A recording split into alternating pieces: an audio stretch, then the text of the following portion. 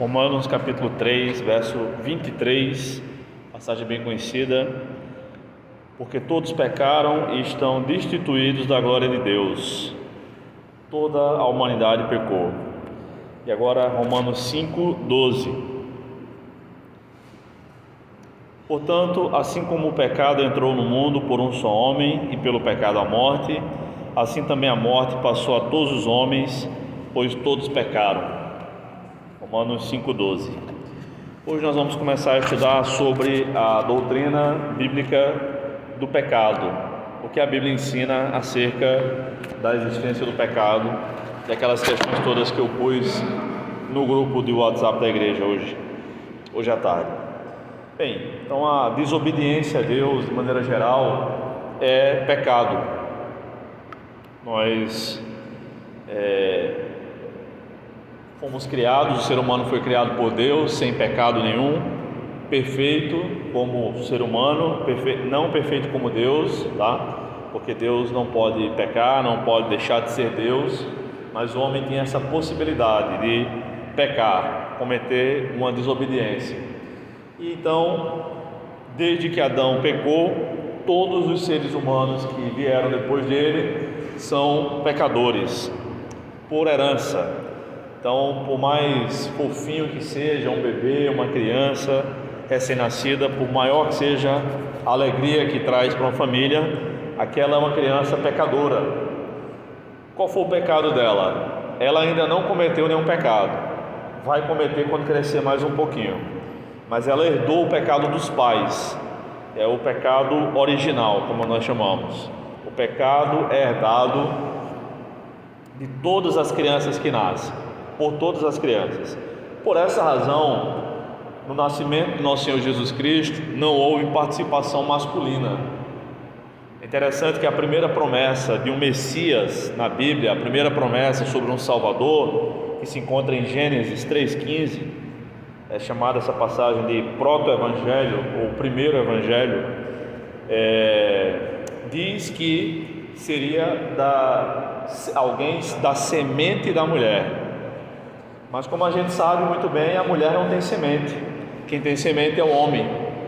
Então esse texto já apontava para um nascimento virginal, o nascimento do Messias, o nascimento do nosso Senhor Jesus Cristo.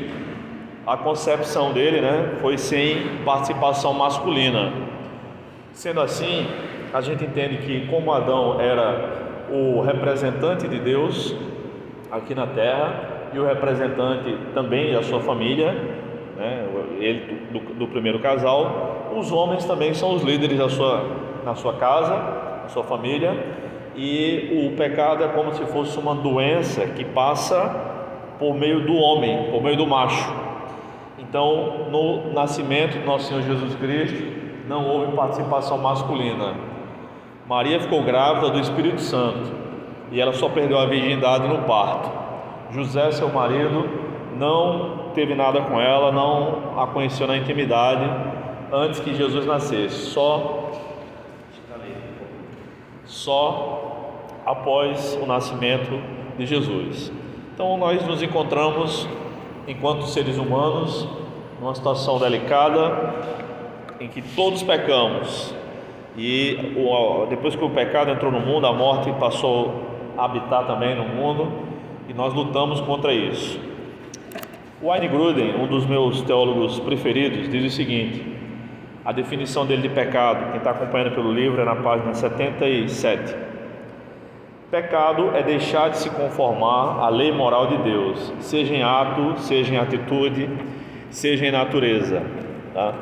Então, a palavra de Deus nos ensina que é possível cometer pecados de 5 maneiras: falando, pensando, por meio de palavras, pensamentos, sentimentos, ações ou atitudes e omissão.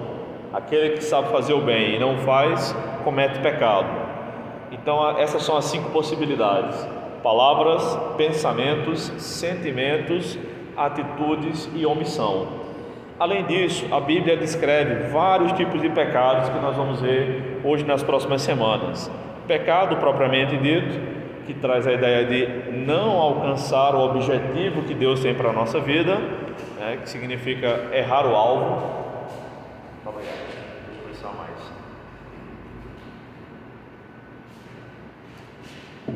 A palavra pecado significa significa errar o alvo.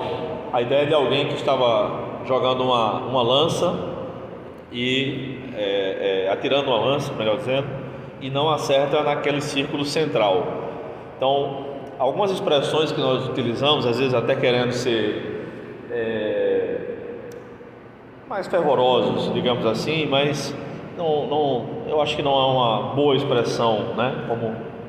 Como é bom, eu estou no centro da vontade de Deus. Não estamos, porque nós pecamos todos os dias. Então a possibilidade de pecar é muito grande. Então eu não acredito que alguém seja capaz de passar 2 ou 3 dias sem pecar. Na verdade, pelo que eu entendo, eu não acredito que seja possível passar um dia sem pecar, porque o risco é muito alto. Em relação ao pecado e à vontade de Deus, enfim, o Wayne Grudem diz o seguinte: ele é um teólogo calvinista, aposentado, mas segue trabalhando, escrevendo, né? Aposentou-se do seminário tem algumas semanas. Ele diz: portanto, embora jamais devamos dizer que Deus pecou ou que ele é culpado do pecado, devemos, porém, necessariamente afirmar que o Deus que faz todas as coisas conforme o conselho da sua vontade, Efésios 1:11, o Deus que, segundo a sua vontade, opera com o exército do céu e os moradores da terra, não há quem lhe possa deter a mão, nem lhe dizer que fazes, Daniel 4:35. Esse Deus de fato ordenou que o pecado entrasse no mundo, embora nele não se compraza, e embora tenha ordenado que o pecado surgiria por intermédio das decisões voluntárias das criaturas morais.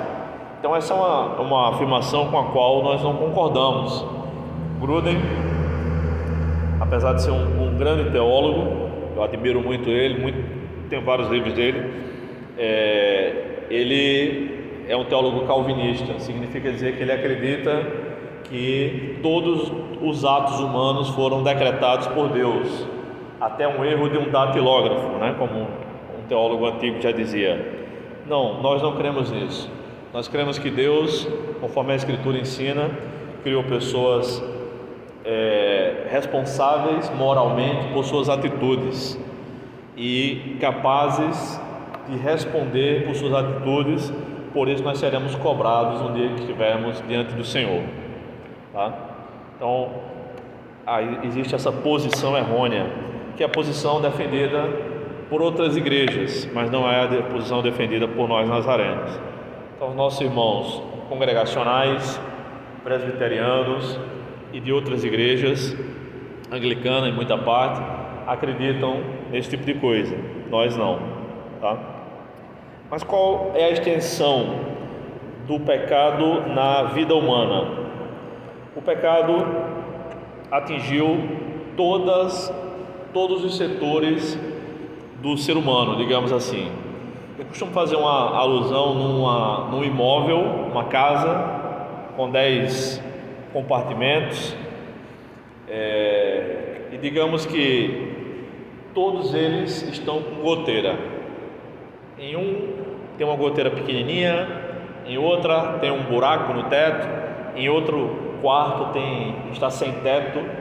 Então, quando chove, entra água em todos os cômodos, mas em alguns cômodos entra mais água do que em outro. Assim também é o ser humano em relação ao pecado. Todas as áreas da nossa vida foram afetadas pelo pecado.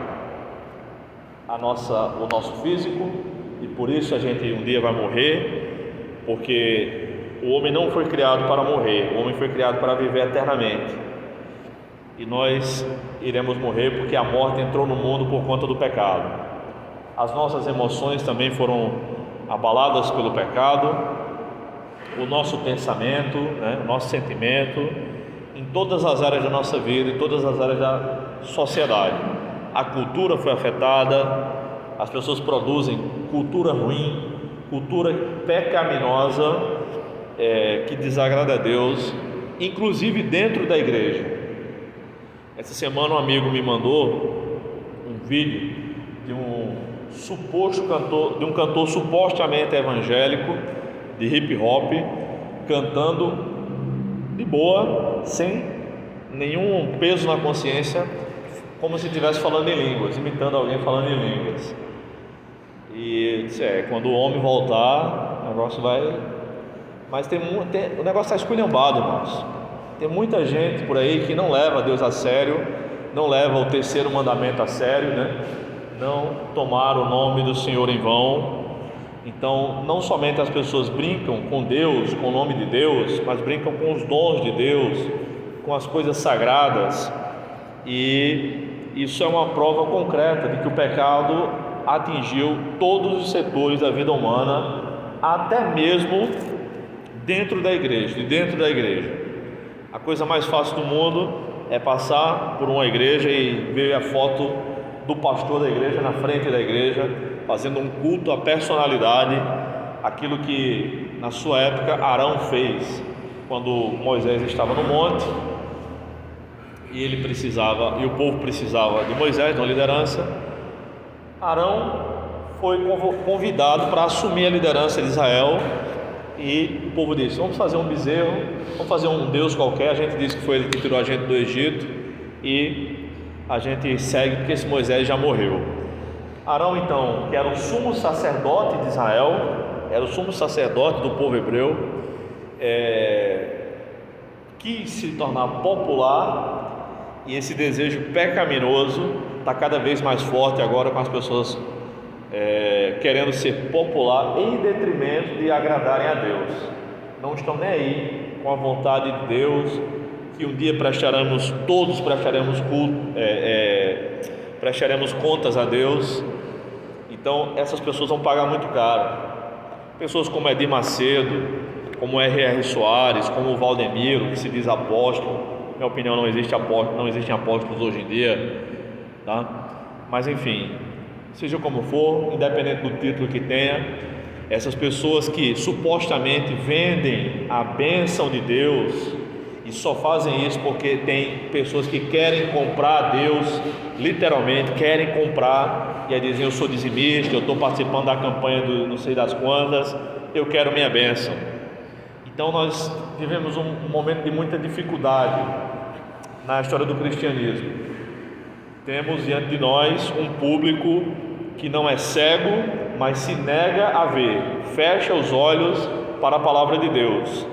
E tem um público que quer fazer o trabalho sério, mas não tem muita audiência assim, não tem muita credibilidade, que é o nosso caso. Apesar de fazer um bom trabalho, não o meu caso, o de todos nós aqui, né?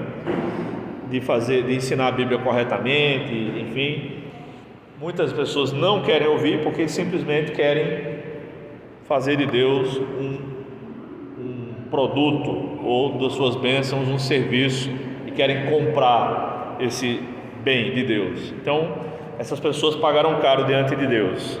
Deus não divide a sua glória com ninguém. Deus não se vende. Ninguém pode comprar nada de Deus, nem por meio de fé. Eu tenho muita fé. Deus é soberano, Ele só faz o que Ele quer, e tudo o que Ele faz é para que o nome dEle seja glorificado. Até mesmo as pessoas que nasceram doentes e aleijadas, assim nasceram para a glória de Deus. Não que Ele tenha decretado isso por causa do sofrimento humano, mas porque Ele é todo poderoso e todo sábio, e faz com que todas as coisas convirjam para a sua glória. Quando os apóstolos perguntaram ao Senhor Jesus quem havia pecado, se o bebê, então bebê, né, que já era um homem adulto, ou os pais dele, para que ele nascesse cego, passagem que está em João capítulo 9, Jesus respondeu: nem ele nem seus pais, ele nasceu assim para a glória de Deus. E quando ele foi curado, Deus foi tremendamente glorificado. E até eles quiseram arrumar algum problema para prejudicar Jesus, porque Jesus o curou num dia de sábado, de propósito, é claro. para mostrar que o sábado, o homem não deve servir ao sábado, o homem deve servir a Deus. O sábado é que serve ao homem, e o sábado é o descanso e foi criado por Deus para isso. Então, na verdade, os judeus acreditavam que é possível pecar na barriga, com base naquela passagem que, se não me engano foi Rebeca quem disse, né, que há como duas nações no meu ventre estão lutando, e com base nessa passagem eles ainda acreditam que é possível pecar antes de nascer. Não é possível, tá? Então Jesus não entrou nesse mérito, mas mostrou que todas as coisas convergem para a glória de Deus, apesar dos pecados, dos nossos pecados, apesar dos pecados dos seres humanos. Então o pecado se estendeu na vida humana em todas as áreas, todas. Não há uma só área da existência humana que o pecado não tenha atingido. Não há. O pecado alcançou tudo, como uma gangrena, como aquela doença que vai corroendo, vai comendo tudo. Mas há uma solução para isso. A solução para o pecado é o arrependimento dos pecadores e confessar esses pecados a Deus e dele receber o perdão. Deus então dará vida eterna a quem se arrependeu de seus pecados, confessar e viver conforme ele ensina, de acordo com a sua palavra, de acordo com a Bíblia. Bem, ainda sobre a influência do pecado, há uma pergunta aqui que me parece interessante. Os pecados das crianças, a partir de quando elas têm consciência? Bem, a psicologia, a pedagogia, a psicopedagogia e ciências afins, até mesmo a pediatria, tem chegado a um consenso de que por volta de 6 anos de idade, uma criança normal começa a ter consciência das coisas e pode entender que é pecadora e enfim, né? Ou seja, como a gente diz popularmente, sabe que existe, né? Um bebê recém-nascido nem sabe que existe, entre aspas, porque não sei se vocês conhecem algum casal de surdos. Por 12 anos eu convivi numa igreja que tem muitos surdos. Bebês recém-nascidos de casais surdos não choram, porque o bebê, quando está com a fralda suja, quando está com fome, chora, e os pais vão lá e limpam, né, dão banho, trocam a fralda, alimentam, fazem o que precisa ser feito, e o bebê chora, e ele entende que chorando ele vai sair daquela situação desconfortável. Mas o bebê, filho de surdos, ele chora muito logo nos primeiros dias, nas primeiras semanas, e depois entende que aquilo não vai servir de nada, porque os pais não ouvem. Então bebês de pais surdos não choram. Como é que uma criatura dessa não sabe que não existe, né? Então ela inconscientemente até para de chorar, que é para não gastar energia, porque sabe que será inútil, enquanto os demais bebês choram porque sabem que serão ouvidas. Veja que coisa interessante, né? Deus criou assim os seres humanos e até os animais, aquilo que a gente chama de instinto, né? O instinto do cachorro, o instinto do gato. Eu estou com a mão aqui com um arranhão imenso. Eu tenho uma gatinha, só que ela é brava, ela não gosta de colo, ela é bem abusada. Mas ela gosta muito de mim e gosta muito de Kelly. Tem coisa que ela faz comigo, tem coisa que ela faz com minha esposa. E eu brinco mais com ela. E aí, brincando com ela, a brincadeira dela é morder e arranhar, né? E aí eu tenho que ter cuidado, porque ela está brincando. E aí meteu a unha aqui, não sei se foi domingo, sei que sangrou, doeu, tá a cicatriz aqui, né? E eu puxei logo a mão. E de vez em quando ela arranha minhas pernas também, morde um pouco, brincando, né? Mas esse instinto, de onde vem? Né? O instinto de caça. Ela se esconde e eu brinco com ela como se estivéssemos caçando, e ela vai e corre até o brinquedo e arranha e morde o brinquedo. Isso tudo não vem da evolução, não vem do nada, vem de Deus. E a gente vê isso em cada animal para preservar a si mesmo e a sua espécie, E cada animal tem seus hábitos e é muito interessante. Imagina nós que fomos criados à imagem e semelhança de Deus. Então veja só, na verdade a Bíblia não diz a idade, com que idade as crianças passam a ter consciência das coisas e com que idade elas começam a perceber que são pecadoras, até porque isso varia de criança para criança, de pessoa para pessoa. Eu lembro de coisas quando eu tinha 1 ano, 2 anos, 5 anos, mas tem gente que não lembra de nada antes dos 5 ou 6 anos. É muito comum isso, tá? Mas Deus sabe, Deus que nos criou sabe quando as pessoas se convertem na infância, as criancinhas. Eu lembro que houve lá numa igreja que eu participei, eu não estava nesse dia, acho que eu estava trabalhando, mas houve um culto fúnebre e o pastor pregou uma mensagem evangelística no culto, lá em João Pessoa, e uma menina, era uma criança na época, hoje é uma moça, já mais de 20 anos, é uma mulher, e ela se converteu, criancinha chorando aos prantos, e a mãe levou para frente e o pastor disse: você sabe o que você está fazendo? E ela chorando, aceitando Jesus, né? Tem pessoas que se convertem na infância. Minha esposa se converteu na infância. É comum os filhos dos crentes se converterem na infância. O pastor Paul Tripp é um pastor norte-americano, um escritor, tem ótimos livros. Eu li alguma coisa dele, Kelly também. E é um pastor que tem dedicou muito de sua vida ao pastoreio de crianças. Inclusive ele tem livros sobre o assunto. E um curso que eu fiz com ele, ele disse o seguinte, que uma vez acordou de madrugada, 3, 4 da manhã, e uma de suas filhas estava sentada na cama chorando.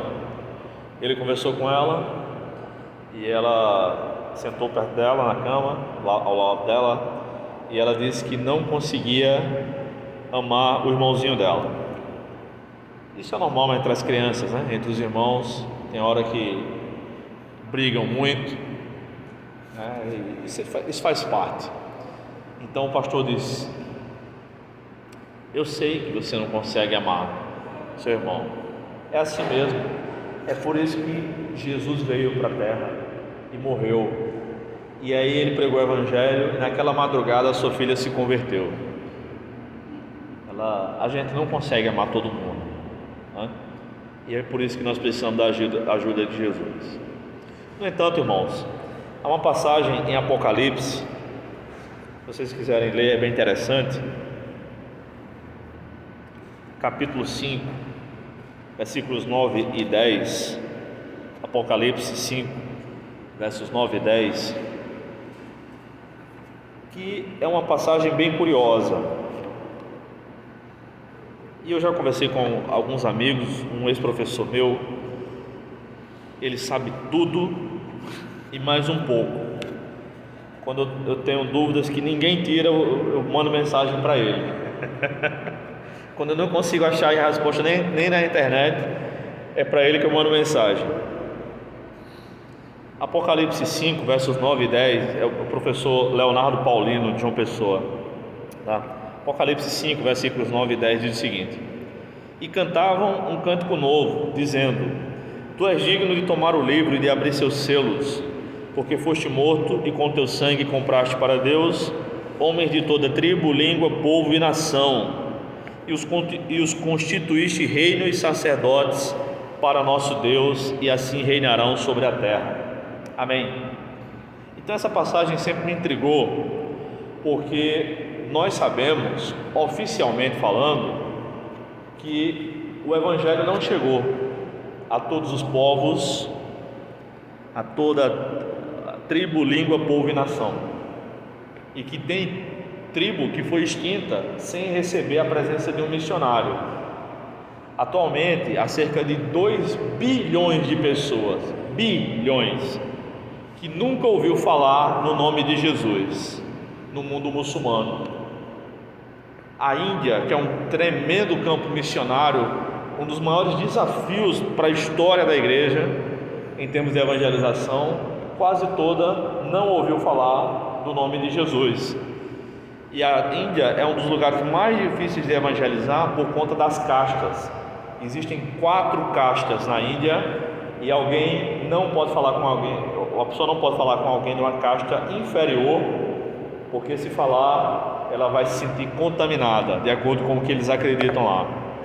Então, se um missionário chegar e falar com alguém de uma casta, de outro, e depois alguém de uma casta superior souber que ele tem relacionamento, alguma amizade com alguém de uma casta inferior, nunca mais vai falar com ele. Eu tive uma aluna que foi missionária na Índia e ela estava para voltar para o campo, não sei se voltou, perdemos o contato, mas ela disse que esse era o maior desafio lá. Eu disse, não é só o maior desafio lá, é um dos maiores desafios do mundo, missionários do mundo. Então, sabendo que oficialmente o evangelho não chegou em toda a tribo, que atualmente a gente não consegue enviar missionários para 2 bilhões de pessoas, como é que no céu vai ter gente de todas as tribos? Há algumas possibilidades. Há uma possibilidade de Jesus estar aparecendo e se revelando a pessoas dessas tribos. Ele tem feito isso, nós temos ouvido falar. Muçulmanos que nunca ouviram falar na Bíblia, nem em Jesus, só em Maomé e em Alá, oraram e pediram: Deus, se o Senhor existe mesmo, se revele a mim. E viu um homem com a roupa branca resplandecente, com furos nas mãos, um rosto brilhoso apareceu para ele e disse: eu sou Jesus, me siga. Naquele momento, aquele muçulmano se converteu. Essa mesma história tem acontecido com muitas pessoas no mundo muçulmano, e não há nada que impeça Jesus de fazer isso, graças a Deus. Então a gente sabe disso por alguns que chegam, vêm ao Ocidente e nos contam essa história. Eu conheci um homem assim, um missionário. Hoje ele é missionário, esteve lá em João Pessoa, pregou lá no seminário da Juvep, onde eu trabalhava.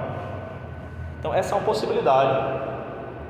Outra possibilidade é de missionários ou cristãos estarem comunicando o evangelho extraoficialmente, alguém que não foi enviado por igreja nenhuma.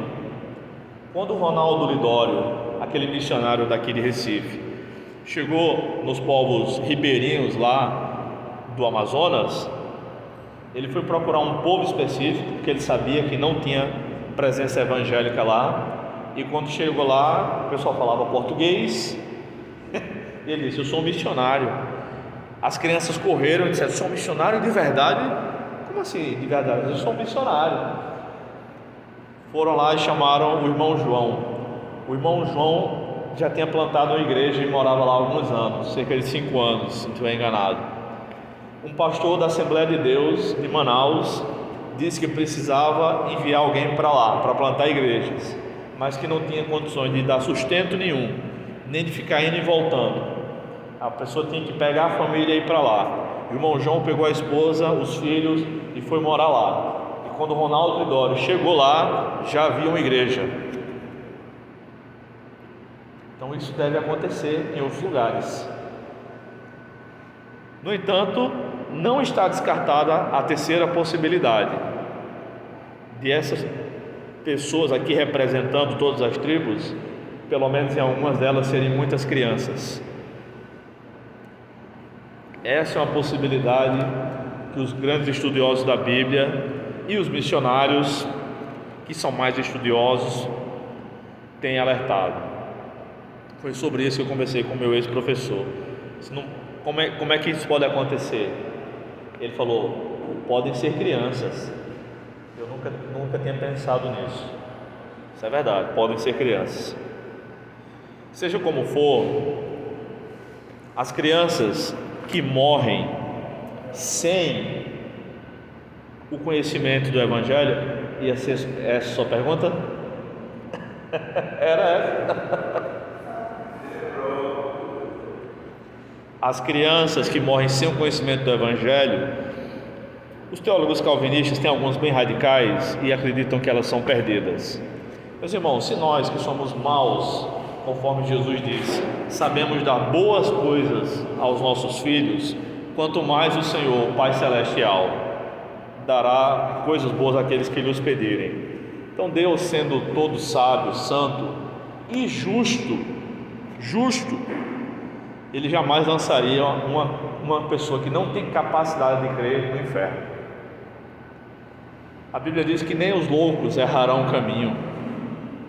Então essas pessoas que nasceram ou se tornaram depois loucos, sem a capacidade de exercer fé em Jesus, sem conseguir acreditar por sua doença, muitos são endemoniados, é verdade, tá? Muitos se tornaram assim, buscaram o mal, aí é outra história. Mas um louco de nascença, nem ele errará o caminho. Então essas crianças estão guardadas. Jesus disse que dos tais, embora o Dr. Shedd não acreditasse nisso, ele não dizia explicitamente, ele só dizia, não, o texto não diz isso, que é das crianças. Ele dizia, o texto diz dos tais. E uma vez eu disse, dos tais, eu disse a ele em sala de aula, dos tais é uma referência às crianças, ou não é? E ele não falou mais nada, ele não arrumava confusão, mas ele deixou claro a crença dele, mas a crença dele estava errada. Ele era muito bom, mas não é Deus, está longe disso.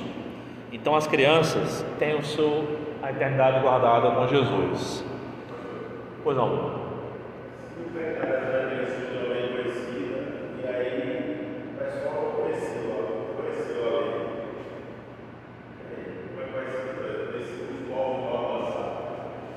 Então, mas há a lei do coração, a lei que está gravada no coração, que Paulo fala em Romanos capítulo 1, que pela criação se conhece o Criador, né? Então Paulo diz que conheceu o pecado por meio da lei, porque a lei, ele usa o 9º mandamento, né, como exemplo.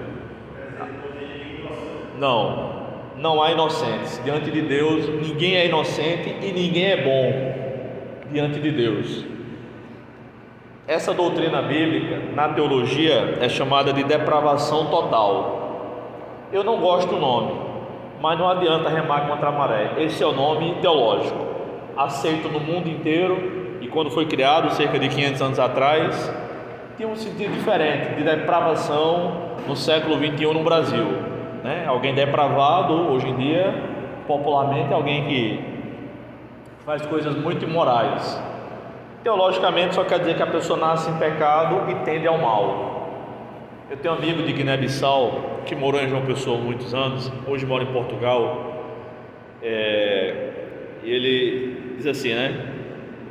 E aí, como é que está você, seu depravado? É muito estranho, mas ele não faz isso com qualquer pessoa, né? Ele só faz isso com os amigos dele que são teólogos, né? E nós estudamos hebraico juntos e ficamos amigos. Roger é um cara fantástico, saudades dele, está morando em Portugal. Provavelmente nunca mais iremos nos ver na vida, provavelmente, mas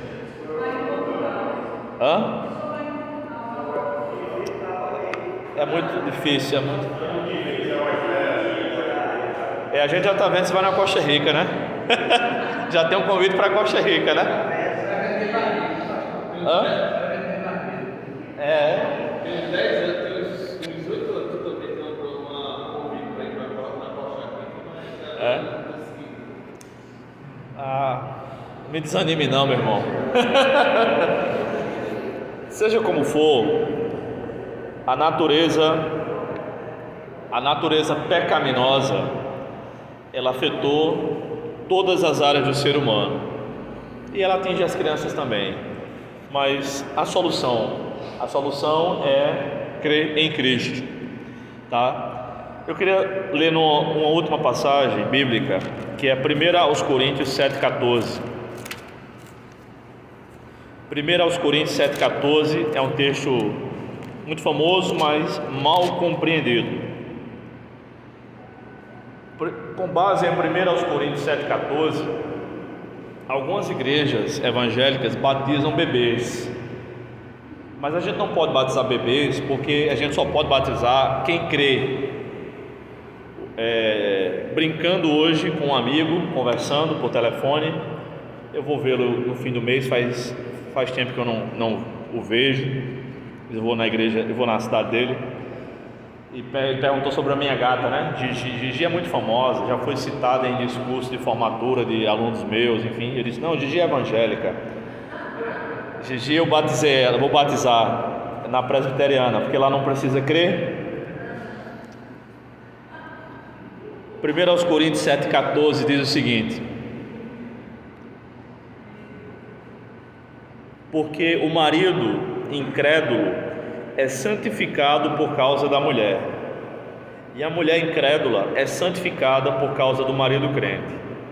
De outro modo, os vossos filhos seriam impuros, mas agora são santos. Esse caso aqui, ao longo de todo o capítulo 7, Paulo está explicando, está respondendo às perguntas que os coríntios lhe fizeram. A primeira carta aos Coríntios é praticamente uma carta-resposta, tá? A gente é do tempo das cartas, né? Então a gente escrevia uma carta, esperava a resposta, né? Enfim. E aqui ele está tirando uma série de dúvidas. O que é que deve ser feito, por exemplo, no caso de alguém que se converte e o cônjuge é um incrédulo? Deve deixar, deve permanecer? Para a gente hoje isso é mais fácil, né? Por causa dessa passagem. Mas os primeiros cristãos não sabiam o que fazer. E aí ele diz, numa exceção da palavra santificado, ele diz que o cônjuge incrédulo é santificado e que até os filhos incrédulos são santificados. Mas o santificado aqui é diferente de tudo que a gente conhece. Santificado aqui só significa o seguinte: abençoado. Então o cara se converte, a mulher não se converteu ainda, mas ela é abençoada por causa do marido que é crente. Os filhos não são crentes ainda, mas são abençoados por causa do pai que é crente. Como são abençoados? Claro, o cara vai orar pela família, e assim a família toda é abençoada, tá? Então não quer dizer que se alguém tem filhos incrédulos e esse incrédulo é santo, como é que pode? Se às vezes nem os crentes são santos. Não, aqui é uma exceção. Com essa passagem, nós não devemos ter margem para batizar bebês, nem para dizer que o meu irmão que é incrédulo, se morrer hoje vai para o céu. Não vai. Por isso, o que é que eu faço?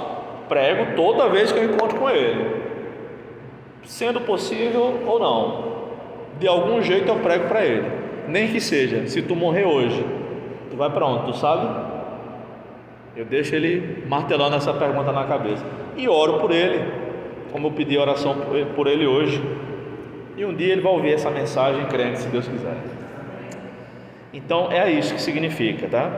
Não quer dizer que os filhos, o cara com 30 anos de idade, vive uma vida de prostituição, mas porque a mãe dele é crente, ele é santo. Não, ele é abençoado. E eu conheço muita gente assim, inclusive, que é filho de cristão, mas não é cristão. Eu conheço alguns até que são dizimistas. Um amigo meu, estudei, encontrei com ele semana passada em João Pessoa. Ele não é crente, mas a mãe é. Não sei se a irmã é, mas era. A mãe dele eu sei que ainda é. E ele é dizimista. Sempre foi dizimista, desde que ele entendeu o que significa o dízimo. E nem na igreja ele vai, mas ele respeita muito, andava comigo, andava com alguns amigos meus crentes também. Interessante, eu encontrei com ele, conversamos bastante semana passada, fazia muitos anos que eu não o via.